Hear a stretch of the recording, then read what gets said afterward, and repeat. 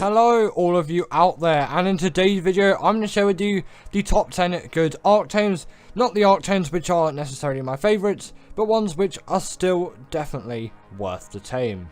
In at number 10 is the Chalik Ethereum, and this creature really does get a bad rep, and its tame method is definitely an interesting one, you having to feed this thing beer. But all of that aside, this is actually a really great creature for dealing melee damage, as it is a pretty powerful creature, and its knockback on some of the smaller creatures which you'll find on Ark is absolutely insane. And that knockback is still a very useful ability to have for any creature, and obviously it can throw its rocks around as well. And little creatures actually have a long range ability attached to them, so it is really a convenience that this does have it. And yes, it will probably take some time to learn to actually control this, as it cannot be the easiest to aim. Once you get it right, you have yourself a really good fighting carnivore with some long range abilities, and it really shouldn't be left out of the general mix of what you should be taming. Yes, it's not going to be the best creature out there, but it still will be very worth your while.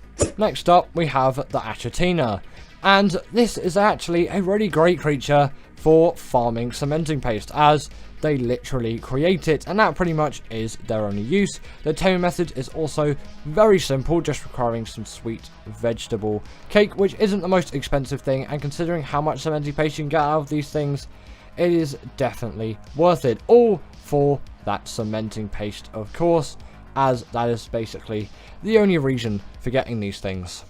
Now, the Mososaurus isn't my favourite Ark Tame, of course, which is why it's on this list. These are kind of mediocre to not really mediocre, no, better than mediocre. The Mososaurus is a good tame.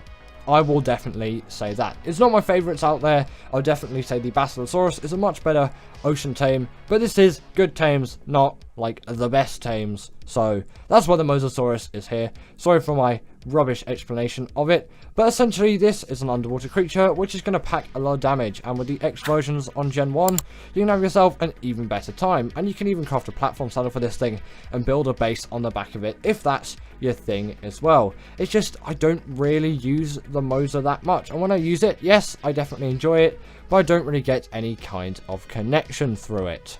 Now, the anglerfish is definitely a creature which I think at some point you should tame, and it definitely is worth it for all of that silica pearl farming. I don't know why I couldn't say silica pearl there, but yes, this is the ultimate silica pearl farmer. You don't even need to get off the back of this thing to farm it. You can just, I can't remember what you do. It's like attacking. I haven't used this thing in a couple of weeks now, so my mind is oddly ill-refreshed.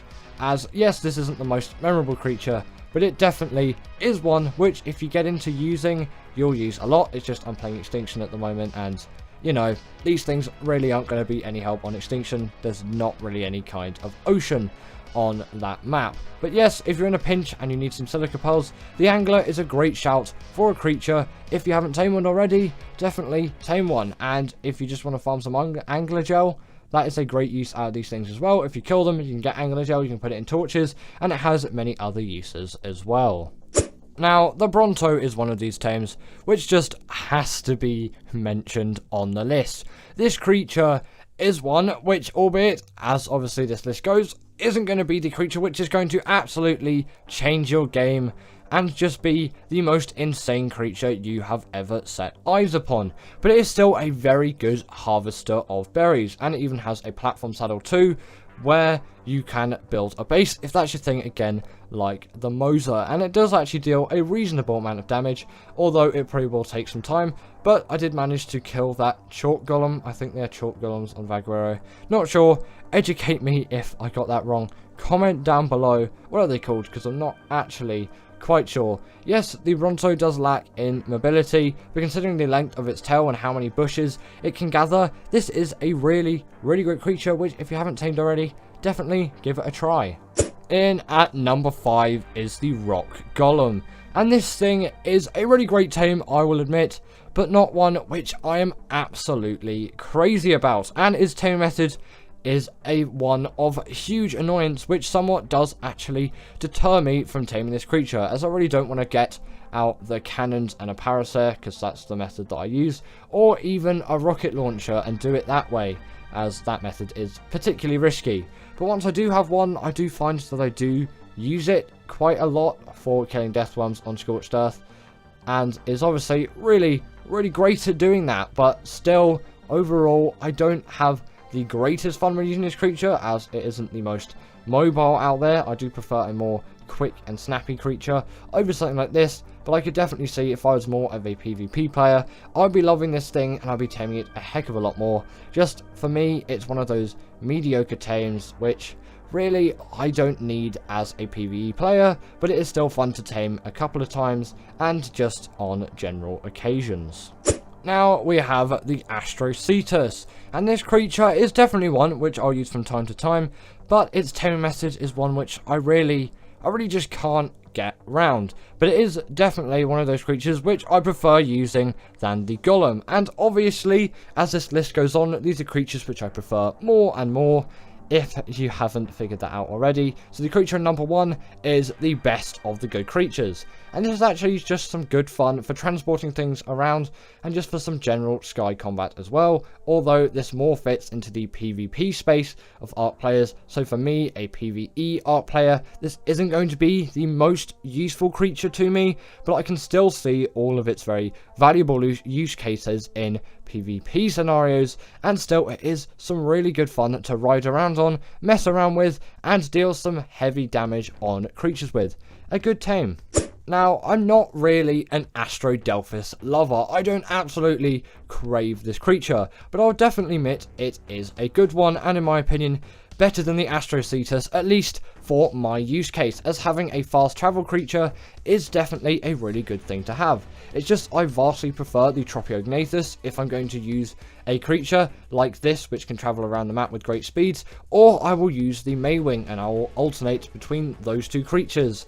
And I don't really use this thing as its saddle level is too high, and I usually don't really get to that level, although I have on Gen 2. It just is a little bit too much effort for me to actually get one of these things, and the taming method is albeit quite simple, and I do have a guide on it, although not the best as in my YouTube past, which I don't look too fondly upon, but you know, it's still there if you did want to check it out.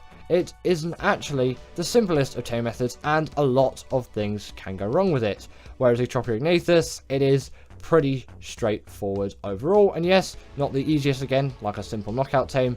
It definitely is a pretty basic one in my opinion, and I have no trouble with it. But I can definitely agree, the Astrodelphus is a great creature, and if you tame one, you're going to have a good time with it. They are just that kind of creature. They are really speedy, fast, and hugely agile. And in at number 2 is the Rgatha, and again, this is a creature which, albeit, I can see great use in, and I have used a little bit. I just can't love this creature, and I'm not the biggest fan of it in my opinion. Obviously that would be my opinion, but I can still see its use case. Just to me, I don't really need this creature for everything. I can make do with some other creatures to transport things around, and yes, the ability to carry Rexes around is useful. I can always just use cryopods or obviously the soul traps mod to transport those creatures around, and I don't need a creature which can carry those types of creatures. And the tame method is a very long and lengthy process, and on the old version of Ark, these things are extremely rare, making the taming method even harder than it already needs to be. Whereas in ASA, these things just spawn absolutely crazily. They are everywhere in these swamp biomes on the island. It's insane. And obviously the Lost Island isn't in ASA at the moment, so the island's going to be your only bet.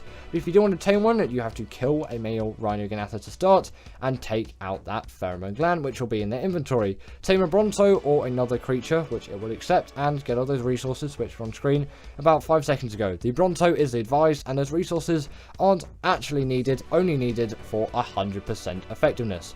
Then you'll want to trap it or net gun it. Net gunning it is much easier. Pull out a magnifying glass or use the awesome spyglass like I'm using here if you have access to it, obviously. Otherwise, the magnifying glass is your best bet, or you might be able to use the tech binoculars too. And then you want to damage it as much as you can, obviously without killing it. Get its health as low as you can. Obviously, you don't want to kill this thing. That would be really bad, and then you just have to wait for this thing to get out. But before it does, or obviously if you're using a normal trap, you're just going to have to open the trap, feed that pheromone gland to your creature, and then wait outside until, well, actually wait from a safe distance, sorry, and then you might just damage it more if it's needed, and then it will impregnate your dino. That's when those resources are needed in the kind of craving timers. Then at the end of that, your creature will fall over and out will come a baby Rgatha. A lengthy process, but actually quite worth it sometimes. And finally, in at number 1 is the Allosaurus. And this creature, most people will disagree with me by putting this in at the number 1 slot for good tames. It is my favourite tame which I classify as good, but I can't put it into the very good category, as for some reason, I just can't like this creature, and I don't know why. I've tried so many times to like this creature, but I just don't like the size of it, and all of it, I don't even like the taming method, which is so simple. I don't like the pack separation bit, which isn't even necessary. You can just tame all 3. It's so simple, and I don't really know why.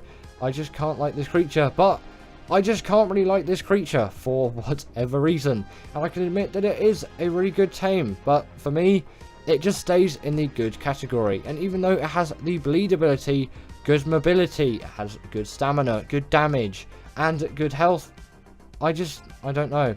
Like I've said so many times, I just really struggle using this thing for some reason. I don't know. I guess I'm just allo incapable or something. But I'll always go with a Carno, and then if I want to go big scale, I'll go with the UT, and I won't go with this creature. I don't know why. I'll go with the UT, and I'll just skip the Allo entirely, and maybe I'll go for a Rex, although I probably won't travel around with that thing, as it's not great, and then maybe I'll use the Megalosaurus or the Baryonyx, some much better carnivores, in my opinion, than the Allo. And it's kind of sad that I don't really like it as much as I thought I would, when obviously I was first using the Allo, but I've just never really enjoyed using this creature, and that's just the fact of that. And creatures like the Deinonychus, the Shadowmane, the Baryonyx, the Megalosaurus, the Rex, the UT, the Carno are all creatures which I vastly prefer from the Allo, and that is probably just the way that it's always going to be. And give it up for our patrons, Ekaterina Puchkova and Karina Thorne, Dominic Maciejewski, sorry about that name, and everyone else that's on this list. All the people I've mentioned are paid members, and if you feel like that's something you want a shout out at the end of the video, go join the Patreon or become a paid YouTube member.